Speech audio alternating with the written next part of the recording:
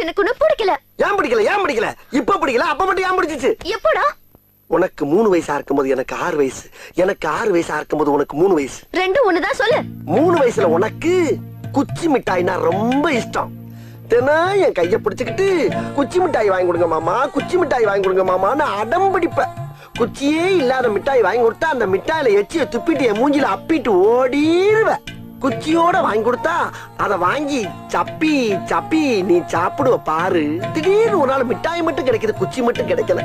அப்ப அந்த குச்சிக்காக நான் பட்ட பாடு இருக்கே, ஐயோ ஐயோ ஐயோ. ஏறாத மரம் இல்ல, போகாத மலை இல்ல, பொறுக்காத குப்பை தட்டி இல்ல. அப்ப நான் பட்ட வேதனை இருக்கே, அந்த வேதனை யாரு வேணாலும் மறக்கலாம், நீ மறக்கலாம். மாத்தி போயிட்டாங்களா?